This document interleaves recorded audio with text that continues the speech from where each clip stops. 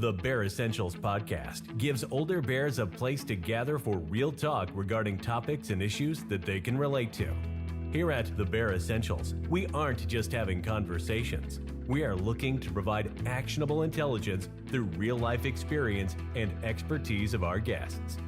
Our mission is to build a strong community that elevates and motivates people to go beyond their limiting beliefs by helping them realize that getting older is not an excuse to hibernate on their goals, but a reason to work harder. Hi, everyone. I am your host, Charles Wallace. Today's guest is an athlete, cyclist, and speaker. He has broken many world records, but before he could break those records, he had to recover from being broken himself. He is known as the cyclist who never gave up. So please, without further ado, let's welcome Josh Quigley to the show. But first, a word from our sponsor. Wolfinger Consulting, experts who have achieved real results for their clients, including complying efficiently and successfully with overwhelming discovery orders, passing difficult third-party security audits, and deploying bleeding-edge technology platforms to control and preserve corporate information. Let them show you what Wolfinger Consulting can do for you. Be sure to check out their webpage at wolfingerforensics.com. Hey, Josh, how you doing? Thanks for joining me today. I appreciate it. Yeah, thanks for having me on. So, Josh, I think you have an amazing story and you're accomplishing amazing things in your life. And when I saw that, I wanted to have you on because I think you can definitely inspire a lot of people out there. So really grateful to have you on, and I'll let you give a brief introduction of yourself to the audience. Yeah, so my name's Josh Quigley. I'm a full-time professional athlete. I'm from Scotland over in the UK. And yeah, I've got a pretty incredible story. I've not got the story of, most athletes. I never got into my sport until a lot later in life. I took up cycling in my mid-20s, and it came from quite a dark place, to be honest. I'd went through quite a tough time in my life. I went through a breakup with my girlfriend, was really depressed, suicidal, and just in a really bad place. And yeah, I tried to end my life in 2015 and was lucky to survive that. And yeah, got a second chance and wanted to do something different with my life. I was drinking a lot at that time, using alcohol as a coping mechanism, and knew that I wanted to stop doing that. And yeah, decided to go sober and try and achieve that. And yeah, got into cycling and yeah, tried to set myself the challenge of cycling around the world. That was really how I got started, and I've since went on to break a few world records, and yeah, now competing and racing, and that's kind of my story so far. And Josh, and again, I thank you for being on here, because I think when people look at you, at Josh Quigley, they probably would never believe that you come from and have overcome some of the darkness, we'll call it, that you described. And I think it's important to get that out there. And, I know it might be tougher, but if you don't mind, I would like to start there to talk a little bit about where you were before we start to take people through how far you've come and where you are now. So the dark places that you've come, can you talk about that a little bit? What kind of happened there? Yeah, so at the end of 2014, I went through a breakup with my girlfriend. We got together when I was like 15 years old, broke up at like 22. It's obviously a huge part of your life when you're that young. I never really knew how to deal with that. I always believed that was the girl that I was going to spend the rest of my life with, going to get married, have kids, and just I was so certain of that. And then once it was over, it was just a really difficult thing to deal with. And I think what was difficult as well was that I was really close with a lot of her family. So like her mom and her dad were kind of like second mom and dad to me as well. We were all so close. And so I kind of lost like this whole other family that had been a big part of my life when I was a young guy. So that was just a really difficult event. And I think it was also difficult because I wasn't the perfect boyfriend. It's not like I was an angel. I was at that time, I was a young guy who was really interested in, living for the weekend and going out to the pub. And, Thursday, Friday, Saturday, Sunday, I would be, out with the boys, out drinking, out partying.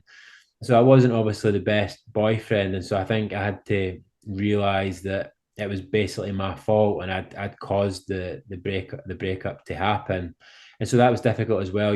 Going through everything that was happening, also a lot of shame, a lot of guilt, a lot of regret, and it was just a really difficult time. And I just really lost the will to live that year, the first kind of 6 months of 2015. And I think the mistake that I made, and it's a really easy mistake to make, is that I believed at that time how I feel now is how I'm going to feel forever. And I think that was the reason that I tried to take my own life, is because I believed that I'm never going to overcome this. Like, I'm never going to be happy again. I'm never going to meet another woman. And this is going to be my life forever. And I think when you're in that place, you basically just lose all hope.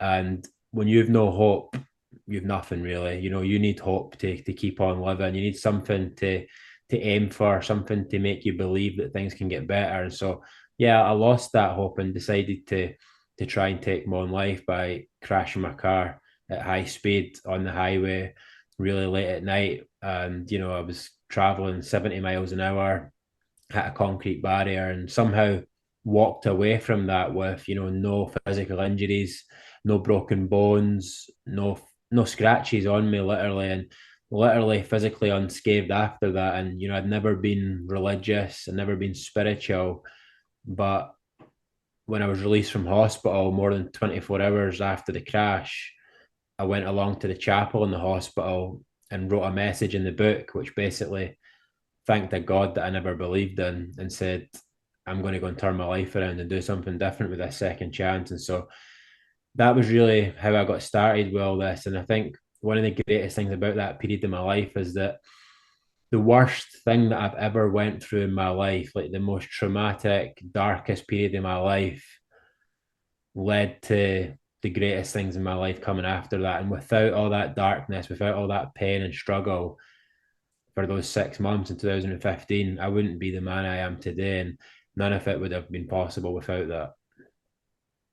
Yeah, and I'll say now, I mean, what an amazing journey, and what and kudos to you, Josh. Honestly, what a man you've become. And Josh, as that was happening, and I don't know if we set out to do that. You mentioned you set out to make the best of your second chance.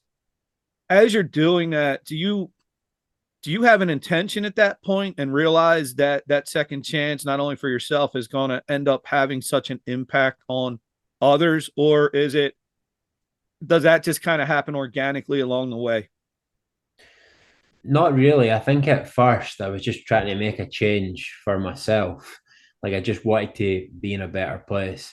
I think one of the things at that time that was interesting was that, it's really hard to change and it's really hard to turn your life around. But the place that I was in was also very painful as well. And so I had two choices really, to have the pain of staying where I am or the pain of change and the pain of growth. So I had to pick one of them. And I was just sick of feeling the way I felt, that I thought I have to go and do this now. And at that time, I was never really thinking about anybody else. I just wanted things to be better for myself. But I do remember a moment where I was out running one night, maybe a few months after the crash. And then, I started to be a bit more healthier, started to train, going to the gym, running, things like that, trying to kind of get healthier. And I remember having an idea about maybe I should tell my story and take on some big challenge to try and raise awareness in mental health and inspire people through the journey that I've been on. So that definitely evolved into that. And I think what happened as I started that work, I started, sharing my story. I started, doing a lot of blogs and videos online and, going into schools and stuff in the media, all that stuff to try and help other people. Although I never really realized it at the time, it was also helping me as well, because it was giving me huge purpose and meaning in my life at a time where I really needed it. So you talk about becoming an athlete later in life. So when does it kind of click to you that to get where you want to go, to improve your life? What makes you pick, athletics and particularly cycling? Yeah, so not long after I had the idea to, do the challenge to raise awareness in mental health, I was along at an event in Edinburgh in Scotland where Sir Chris Hoy was giving a speech. To anybody who doesn't know, Sir Chris Hoy at the time was the UK's most successful Olympic athlete. He was a track cyclist and had, loads of gold medals and world championships on the track cycling.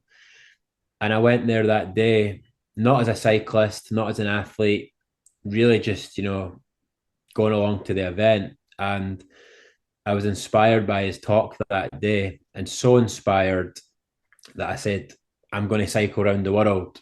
That was it. Like, I just had a wave of inspiration, and just something about his talk that day awoke something within me. And I thought, I'm going to try and cycle around the world. I wasn't a cyclist, wasn't an athlete. I hadn't been on a bike since I was a little boy. I could have barely cycled to the shop for a pint of milk at that time. But like, I was in a place where I needed something big. I was always quite an extreme, ambitious, all or nothing sort of guy. And yeah, I wanted to go and try and cycle around the world, and that was my way, trying to turn my life around, really. And Josh, as you probably see, I'm smiling because I've had other folks on from over your area actually in the UK, and I kind of laugh because I hear you say that. I'm going to cycle around the world. I had a gentleman on, Mike Bates. He just, one day said, I want to row by myself across the Atlantic Ocean. And it's like, and someone closer to home, a gentleman, Matt Scarfo, good friend of mine, he woke up one morning and just said he was going to run from New York to Washington, D.C. And I just love the impulsiveness of that, and the fact that not only do you say you're going to do it, but you actually go and do it. So you decide, I'm going to cycle around the world. Like you said, you thought you probably couldn't ride the bike to the store at that point. So how's the training start to transpire? When does it become more than just Josh saying, I'm going to do this, to now you actually start to put things in place to actually make it happen? Yeah, so 6 months after that event and being inspired by Sir Chris Hoy, I found myself in my driveway outside my house, and yeah, with a bike all packed up, set off to try and go around the world. And it's quite funny looking back. I never really trained for it, which sounds a bit crazy now. I went out on the bike 2 times just to prove that I could still know how to ride a bike. And then I basically set off, and yeah, I just started. Like, I wasn't fit, I wasn't ready, but I just wanted to go and do it. And I just started basically. And I think sometimes you need to just take that first step and just get out there, just go and do it. And yeah, I just set off to try and cycle around the world. Didn't really have a concrete plan, didn't really know where I was going. I was just waking up and cycling every day and just trying to get a little bit further. Man, that's amazing. Now you talk about some of the darkness you overcome. Now you have a greater purpose. You want to cycle around the world. Now, the darkness, some pain, there's more to that as you've experienced later in life as you were cycling. Could you talk, because I think that's another amazing part of your story, that you experienced what you did. Could you talk about that and what happened, your injury, your recovery, that kind of thing? Yeah, so when I set off to try and cycle around the world, I done it for about a year. Spent a year on the road, 10,000 miles, 14 countries. And after that year, I was just so happy, so healthy, really fit, just loving life again. And I decided to quit the cycle around the world, and I went home because I felt like, you know what, I've not cycled around the world, but I'm happy and I've got my life back on track. And that was always the real goal, I suppose.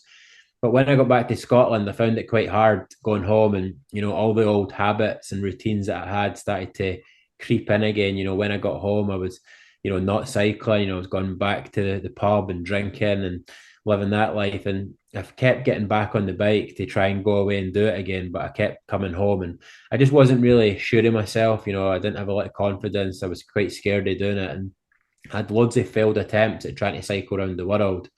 And then I got to a moment where my dad, he passed away. He had a battle with cancer, and I thought, right, I need to get back on this bike and go and try and cycle around the world, because it just, it was such a big life event, and it just inspired me to get back into cycling again. And I basically set off for a seventh attempt, and I says, I'm going to cycle around the world, and this time I'm not going to stop until I finish. Doesn't matter what happens along the way, doesn't matter what obstacles I encounter. I'm going to commit to this challenge, and I'm going to finish it once and for all. And on that seventh attempt, I never really looked back. I cycled across Europe all the way to Istanbul in Turkey, then went right across Asia, all the way across, China, Japan, South Korea, flew down to Australia, went right across Australia from Perth in the west to Brisbane on the east, and then took a flight from Brisbane up to California, arrived in Los Angeles, and was setting off to try and basically finish cycling around the world. I was just a few weeks away from finishing now, the goal that had eluded me so many times over the years. And I got about halfway across America, got to the great state of Texas, and there's a famous saying that goes something like, "Don't mess with Texas." I messed with Texas, and yeah, I had quite a nasty accident going across a place in Texas called Temple, on Highway 36 between Gatesville and Temple. I was struck by a car. The car was traveling 70 miles an hour. Yeah, I was in a really bad way, but I was alive. I'd survived another big crash, and yeah, I had a lot of injuries. I had a traumatic brain injury, fractured skull, 7 broken ribs, fractured on my spine, pelvis, broken ankle, shin, heel bone, and 3 major surgeries. So I was obviously, pretty badly shaken up. But when I woke up in hospital the following day, I was asking my doctors and nurses when I could get back on the bike, because I had to go and finish cycling around the world. And that was the mindset that I had at the time. And I was so committed to it. And I just knew that I was capable of doing it. And so nothing was ever going to get in the way. And yeah, that crash ended up being a really positive experience, because, cycling around the world, I very rarely stayed in one place more than 1 or 2 nights. I was just, on to the next place. But I spent 5 weeks in Texas. And whilst I was there, the story had been online in the news, had been on Fox News, had been in a lot of Facebook groups in the area. And I had so many visitors, so many people from Texas came to visit me. And, the state of Texas, they broke me, but they put me back together again. And they really rallied around me. And I just had so many amazing people in the state of Texas come to support me. And yeah, with all their love and support, and the amazing medical team I had at the hospital in Texas, they put me back together again, and I managed to get back on my bike and finally finish the challenge around the world.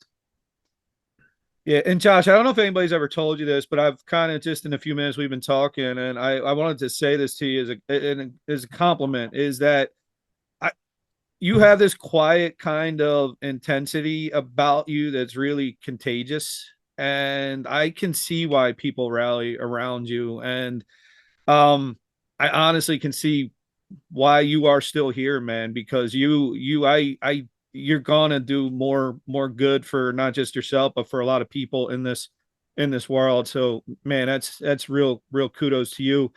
Um, so Josh, during that time, during the injuries that you're recovering from, I mean, obviously really tough injuries. Was there any point during that time, did you ever even get a little bit down or question, hey, maybe I won't be able to complete this? Or was it just like, no, I'm going to complete this cycling around the world? No, I never, I can honestly say I've never once doubted, can I cycle around the world? I think even if you go back to when I first set myself that challenge, I think this tells you so much about who I am as an individual. When I was sitting in the audience that day, inspired by Sir Chris Hoy, and I said, I'm going to cycle around the world, as a guy who, wasn't a cyclist, wasn't an athlete, wasn't fit, wasn't in shape, when I set myself that challenge to try and cycle around the world, which was the biggest thing I could have done on a bike at that time, there was never one part of me that thought, can I do it? I just assumed I can cycle around the world. I've just always had self-belief. Like, I've never had to try to have self-belief. Just from as early as I can ever remember in life, from being a really small child, I've always just believed in myself and just always had huge self-belief. And so, when I went through that crash as well, I never doubted that I could get back in that bike. I knew I could get back in the bike. I knew I could rehabilitate those injuries, and I knew I could finish that challenge. And I think, when you've got that self-belief, it really can just fuel you to do so many amazing things in your life. Great segue. So the amazing things. Could you talk a little bit about and I can also tell you're a pretty humble individual, but can you talk a little bit about some of the accomplishments now? Obviously the cycling around the world, but I know that you actually had, at least at some points, it held some records too. Could you talk a little bit about some of those achievements?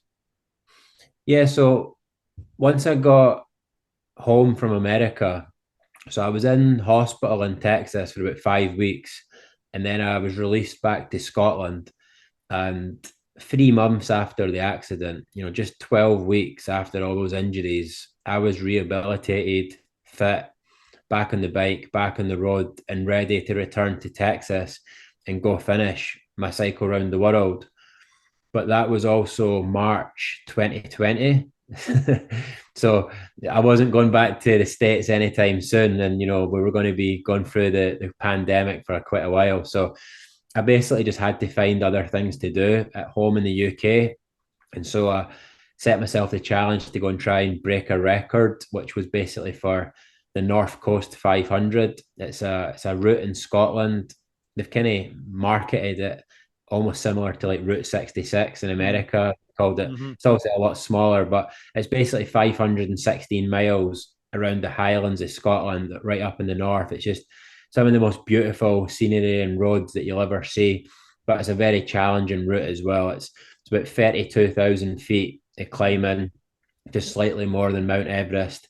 And the previous record at that time was 31 hours and 23 minutes. So that was the time we had to beat. And yeah, we managed to do that, my team and I, in 31 hours and 19 minutes. So we beat the record by 4 minutes. And during that 31 hours and 19 minutes that I was riding the bike, there was only 8 minutes of non-moving time. So 31 hours and 11 minutes I was riding, and 8 minutes for that entire time where my feet touched the ground.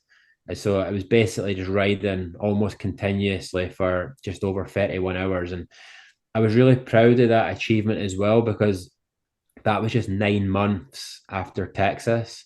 9 months after all those injuries and getting hit by a car at 70 miles an hour, I bounced back to go and do that. And I think for me that year in 2020, if I even just went out and rode for 10 miles, that would have been a huge achievement after all those injuries. Even just to be alive and to be a human in 2020 would have been a huge achievement. Never mind going and breaking a record that had previously been held by, one of the best cyclists that Scotland's ever produced. And, it was an incredible achievement. And I was really proud of that. And yeah, after that, I also broke a Guinness World Record for the greatest distance cycled in a week. That was 2,179 miles in 7 days, which was the average about 311 miles per day, every day for a week. And so yeah, I've done some big rides. Man, it really puts it into perspective. You said something earlier about having self-belief and hope. Two themes I think for this folks that watch this episode should really take a lot from is the self-belief and the hope. Josh, kind of wrapping it up here, do you kind of look back a little bit now and think any part about those days, those dark days, to where you are now and say, damn, like I've done this now? Or is it more of a do you have to guard against sometimes still some of that darkness creeping back in, or are you past that and you're just moving forward totally now? To be honest with you, I very rarely look back to the dark days in 2015 when I was really struggling with my mental health and, the suicide attempt. I very rarely think of that. I think because I'm the sort of guy that I'm usually always looking forward, and I'm always, trying to move on to the next thing. But what I do think about a lot, and I think about it every single day, and it was definitely the most defining thing that's ever happened to me in my life, was the crash in Texas. I don't know what it was about that, but I think about that every single day. And when I'm out on the bike now training, which I'm doing most days, when I go over, like in the UK, we've got like highways, big highways, and you cycle over them on your bike. It's like a little bridge and you can see the highway, but you're not actually on the highway. And I look down at the cars, traveling 70 miles an hour. And every time I do it, I always look at it and I say, I survived that. If I can survive that, I can survive anything. And it's like a little thing that I do every day when I'm out on the bike that just grounds me and just reminds me of where I've come from. And I don't know what it was about that crash, but it's hard to go through something like that and just not think about it. And I use it as a positive tool to remind me that whatever little thing in my life is stressing me out today, it's not as bad as Texas. And there probably won't be anything in my life again as bad as Texas. And if there is, I'll probably be dead. And so, that's the best way to think about it. And I think for everybody in our lives, for the person listening to this right now, you might not have been through something as big as that, but everybody's been through something. We've all been through really big, tough events in our lives. We've all had a breakup, a divorce, problems with our health. We've lost a parent, we've lost a child, issues with our career, lost a job. Everybody's been through something really difficult, and you're still here, you're still going. And I think if you can always just try to remember yourself every day, those little things and those big things that you've been through, it just helps you become really mentally resilient and mentally tough. And all the bad things that I've been through in my life, I use them now as tools to anchor me and ground me and to remind me just how tough I really am and I can overcome anything that life's going to throw me. Josh, as you were saying that, interesting, ironically enough, episode I just had on a musician, singer from your neck of the woods, John Tower, has a song called Break My Bones. And there's a lyric in the song that says, you can break my bones, but you can never break me. And as you were talking about your Texas experience, I started to think about that lyric from that song. It seemed really, really fitting. All right, so end with this. I want you to tell people some of the where they can find you at, but also I wanted to definitely plug this, which I thought was really, really cool, that you actually have a documentary out about yourself on the BBC. Could you we'll end on a really high note. Can you talk about that a little bit? Yeah, so we just had a documentary come out on the BBC. It's been an amazing journey for me, filming the documentary. I really enjoyed doing it, and to finally get my story out there to a huge, national audience in the UK. It was on a Friday night at 7 o'clock at night, prime time in the UK, and it was a huge audience that watched it. So yeah, it's been amazing. I've obviously been on this journey now for 8 years.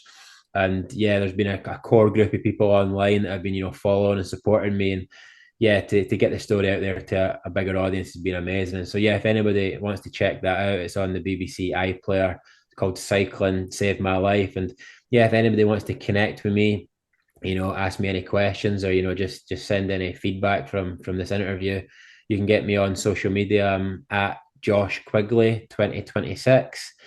And yeah, on Instagram, Facebook, LinkedIn, just hit me up, and it'd be great to chat. And hopefully, one day I'll get back to America again. It's a country that I've come to love. I've got a lot of love for Texas, and a lot of love for America as a place. I've always been lucky to go to America when I was younger on trips and vacation. And I think you guys have got a special country.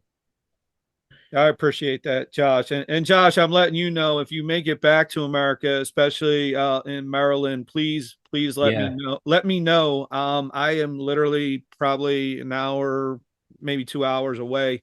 I would actually love to drive down and meet you face to face. That would be an honor. So, well, listen, everyone, thanks for watching today. This has been a real treat and honor for me. Check out Josh's documentary. I'll make sure to have all kinds of links in the show notes to make it easier for you all to click around and find Josh. And I'll end with this. Josh is a definite, authentic human being, and he's the real deal. And I reached out pretty blindly, and here we are. So again, thank you, Josh, and thanks everybody for watching. Josh, you take care of yourself. Thank you. This has been the Bear Essentials. Thanks for listening, and remember, never hibernate on your goals.